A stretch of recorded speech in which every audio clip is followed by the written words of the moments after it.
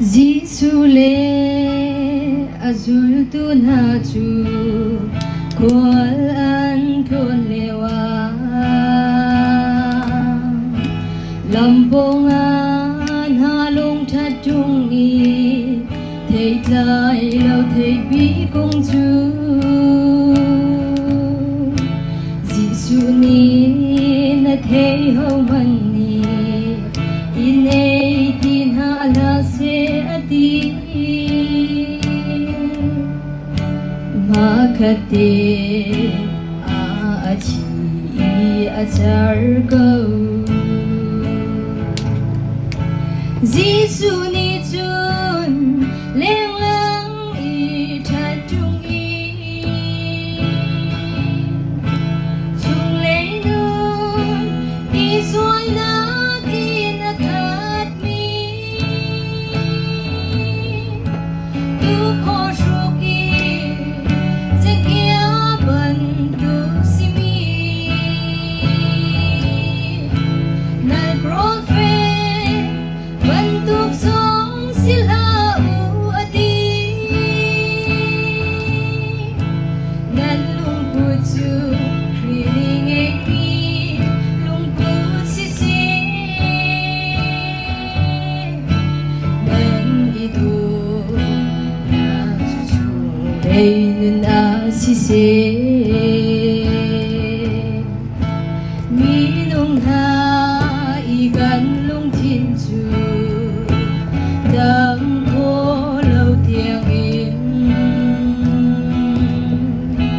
zoom han se boy ba ni chun abia thai chi tu adu nan lung kha tha ten ve nun na zer ti put la chu ba thiên du ye lung mi an si Giêsu ni chun leng lang I that chung i chung lei nun I suai na kin a khat mi tu kho shuk i che kia ban tu si mi nai prophet ban tu song sila u ati nan lung pu chu kri ni nge mi lung pu si se nan I tu na chu chu dei nun a si se mo hoi do kan nun na ka he do na ti mi chu leng lang I mui sang na le ro cha ti se lo se du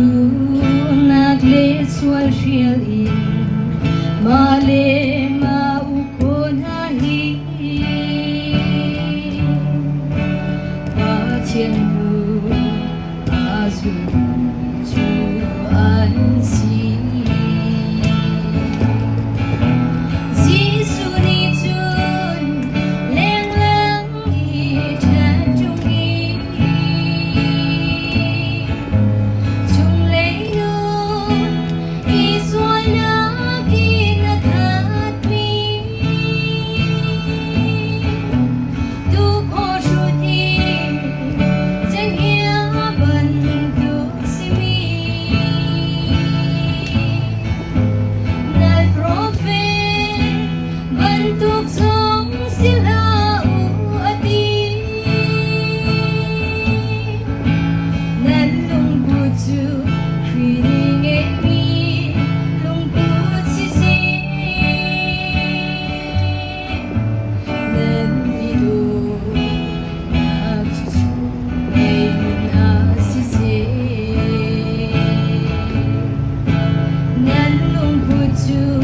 Hãy subscribe cho kênh Ghiền